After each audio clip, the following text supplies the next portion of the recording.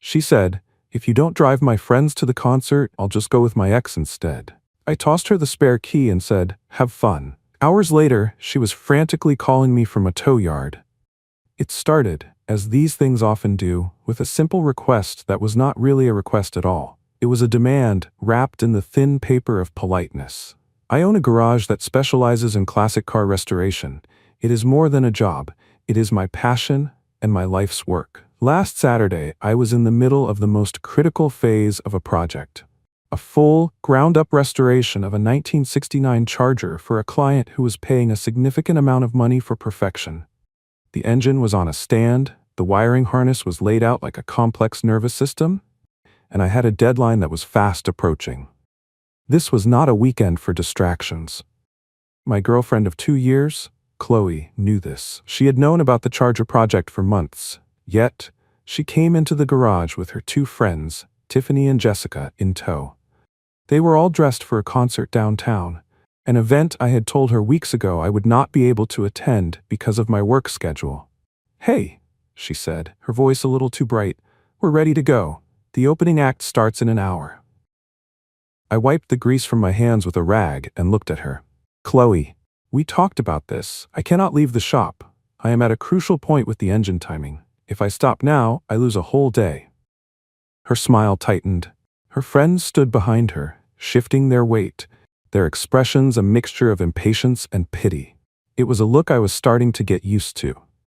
"Mark, you promised you would figure something out," she said. "How are we supposed to get there? A ride share will cost a fortune."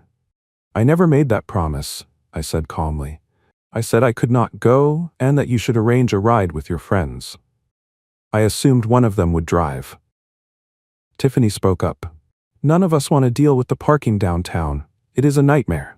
You have the big truck, it would be so much easier." They wanted me to stop my work, a project tied to my livelihood, to act as a free taxi service, so they would not have to deal with the inconvenience of parking.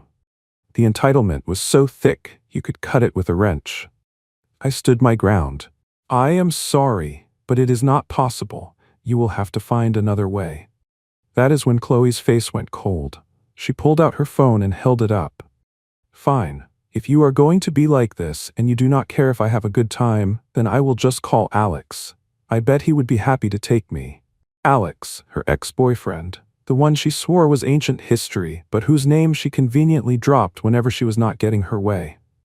He was a guy who worked in some vague finance job and drove a leased German sedan. In her eyes, he was sophisticated. I was just the guy with grease under his fingernails who paid the rent on our apartment. The threat was clear. Give me what I want, or I will run to the man you see as your other option. For 2 years, I had put up with these little games. I had ignored the subtle digs about my job, the way she would conveniently forget her wallet when we were out with her friends, the constant expectation that my time and my resources were hers to command. In that moment, watching her stand there with that smirk, using her ex as a weapon, something inside me did not break. It settled. It became perfectly, icily calm. I reached into my pocket, pulled out the key ring with my spares, and slid one off. It was the key to my old Honda Accord. It was a 20-year-old car I kept for running errands, a beater, but a reliable one. I had bought it for cash years ago. It was ugly, the paint was faded, but it ran. I tossed the key to her. She caught it, looking confused. "What is this?" "That is the key to the Honda," I said, turning back to the engine block. "Alex is probably busy. You and your friends can take that. Have fun." The silence that followed was heavy. Her friends looked at each other, then at her. This was not the reaction she had expected. She had expected me to get angry, to plead, to give in. I did none of that. I simply called her bluff and gave her a solution, just not the one she wanted. "The Honda?" she scoffed. "I am not driving that embarrassing thing to a concert." "It is that or a rideshare," I said, not looking up. "Your choice." I heard her huff, a frustrated, angry sound. Then I heard her and her friends walk away. A minute later, I heard the unmistakable, slightly tinny sound of the Honda's engine starting up. They were actually taking it. Here is what Chloe and her friends did not know about that Honda. It was my backup, my utility vehicle. And because I had to park it on the street sometimes in a less than great neighborhood, I had modified it. Years ago, I installed a simple GPS tracker under the dash and wired a remote kill switch to the fuel pump. It was a simple anti-theft system. With a tap on an app on my phone, I could see where the car was, and I could shut it down so it would not start again until I reactivated it. I had never needed to use it, but it was there. I had also told Chloe repeatedly about a specific issue with that car. If the check engine light ever starts flashing, I had warned her at least 5 times, it means the secondary fuel filter is getting clogged. You need to pull over immediately and let it sit for an hour. Do not push it, or it will stall out. She had always waved me off, saying, yeah, I get it, car stuff. I went back to work on the Charger, feeling a strange sense of peace. Around an hour later, my curiosity got the better of me. I pulled out my phone and opened the tracking app. The Honda was not at the concert venue. It was parked near a popular bar district about halfway there. Then I saw a text from Chloe. Alex flaked. He is not answering. We are stopping for a drink to figure it out. So her big threat, her ex-boyfriend, was just as unreliable as I always suspected. And now she was behind the wheel of my car, responsible for her friends having completely abandoned her original plan. They stayed at the bar for over an hour. I watched the little dot on my phone's map, just sitting there. They were probably complaining about me, about Alex, about how their night was ruined. Finally, the dot started moving again. They were heading toward the concert, late, probably angry. They got onto the main highway, a long stretch with very few exits. I watched them go for about 10 miles. Then, when they were in the middle of the busiest, most inconvenient section, I opened another app on my phone, the one connected to the fuel pump kill switch, and I tapped the deactivate button. I put my phone away and went back to work. For the next 2 hours, there was silence. I made incredible progress on the Charger. Then, my phone buzzed. It was a text from Chloe. The car just died. In the middle of the highway. It will not start. I let a few minutes pass, then texted back, Did the check engine light start flashing? Her reply came instantly. Yes, it has been for the last 10 minutes. What does that mean? I wrote back. It means you did exactly what I told you not to do. You pushed it too hard when the filter was clogged. She started calling. I ignored it. More texts came through. What do I do? People are honking. It is dangerous. And then, Tiffany is calling her dad to get us. We have to leave the car here. This is all your fault. I did not reply. An hour later, I got an automated text notification from the State Highway Patrol informing me that a vehicle registered in my name had been towed from the highway for being an abandoned traffic hazard. 30 minutes after that, my phone rang again. It was Chloe, her voice frantic and shrill. Mark, they towed the car. I am at the tow yard right now, and they are saying it is going to be $300 to get it out. You need to come down here and pay this. I took a deep, satisfying breath. No, Chloe, I said, my voice as calm as a frozen lake. I do not. You were the one driving. You were the one who ignored my warnings. It sounds like you have a problem to solve. Let me know how it goes. I hung up the phone. The night was just getting started. Update 1. The 2 days following the concert incident were an education in manipulation and blame shifting. After I hung up on Chloe at the tow yard, she must have called me 20 more times. I did not answer. The voicemails she left were a masterclass in escalation. They started with anger and demands, shifted to tearful pleading, and finally landed on bitter accusations. According to her, I had set her up and ruined her night on purpose. She conveniently forgot that she was the one who issued an ultimatum involving her ex-boyfriend. Her friends joined in too. Tiffany sent me a series of texts calling me a controlling jerk. My only reply was a simple screenshot of my last text to Chloe, the one where I reminded her that I had told her not to drive the car if the check engine light was flashing. Then I blocked Tiffany's number. The real problem for Chloe was the $300 impound fee, plus the daily storage fees that were now adding up. She did not have the money. I knew this because our finances, while mostly separate, were not a complete mystery to me. I handle the major bills from my business account, but she has her own account for her personal spending. I knew she lived paycheck to paycheck, spending most of her money on clothes, lunches, and nights out with her friends. She finally got a ride home from the tow yard with her parents, who she had to call in shame to come get her. She arrived at our apartment late Sunday afternoon, and the confrontation I had been expecting finally happened. She did not start with an apology. She started with rage. "You did that on purpose," she yelled as she walked in the door. "You knew that car would break down." "I knew it was a possibility if you ignored my specific instructions," I replied, not moving from the couch where I was reading a magazine. "Which is exactly what you did. You left me stranded, me and my friends, on the side of the highway. It was humiliating." "That sounds unfortunate," I said, turning a page. "Perhaps you should have accepted your ex-boyfriend's offer for a ride." "Oh wait, he flaked on you, did he not? It seems your grand plan had a few holes in it." Her face turned red. The fact that I knew Alex had bailed on her seemed to throw her off more than anything. It stripped away her power. Her threat had been empty, and she knew that I knew. That is when she made her next mistake. "You owe me for that tow fee, and you need to go get that car. I need it for work on Monday." I finally put my magazine down and looked at her. "I do not owe you anything, Chloe, and that is my car, not your car. You have shown you cannot be trusted with it. You will need to find another way to get to work."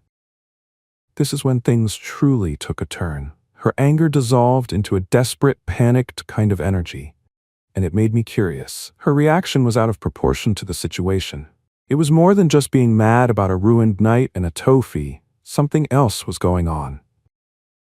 That night, after she had retreated to the bedroom to give me the silent treatment, I did some digging. Chloe was notoriously careless with her technology. She often used my laptop and would leave her social media accounts logged in. I am not proud of it, but I felt I needed to understand what was really happening. I opened her messages, and there it was. A long conversation thread with Tiffany from the past 2 weeks. They were not just planning to go to a concert. They were planning to meet up with Alex and his group of friends at an expensive after-party. The plan, laid out in detail, was for Alex to drive them all night. Chloe's ultimatum to me was not a spontaneous threat. It was her plan A. Me driving them was her boring last resort plan B. The messages were full of mocking comments about me. Chloe called me her reliable but boring ride. Tiffany joked about my old truck. They talked about how much more fun Alex was, how he knew all the best places. One message from Chloe stood out. "I just have to play it right with Mark. If I act frustrated enough, he will cave. He always does. He always does." That single sentence hardened whatever softness was left in me. This was not a simple mistake or a moment of frustration on her part. This was a calculated, disrespectful pattern of behavior. She viewed me as an obstacle to be managed, a tool to be used until a better option came along. The next morning, I woke up before she did. I went into the living room and began to pack. I did not throw her things in trash bags. I have more respect for myself than that. I found the empty boxes from our last move in the storage closet, and I carefully, methodically packed all of her belongings. Her clothes, her shoes, her ridiculous collection of makeup, everything. I stacked the sealed boxes neatly by the front door. I also went to the bank as soon as it opened. I had a small joint savings account with her that we had opened for emergencies. It had about $5,000 in it, most of which was my money.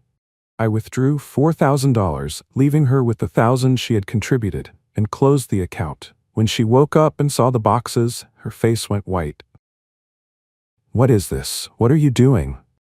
"I am finishing what you started," I said, handing her a printed copy of her messages with Tiffany. "You seem to have a plan for a life that does not really involve me. I am just helping you get there faster." She read the pages, her hands shaking. For the first time, she had no comeback, no accusation, no threat. She just stood there, completely exposed. "You need to find somewhere else to stay, Chloe," I said. "Your things are ready to go. You can call your parents or your friends, or you could even call Alex. Maybe he can give you a ride." She just stared at me, her eyes filled with a mixture of shock and, for the first time, fear. The power dynamic had not just shifted, it had been completely demolished. She had played a game, assuming I would stick to my old role. She had no idea I was capable of flipping the entire board over.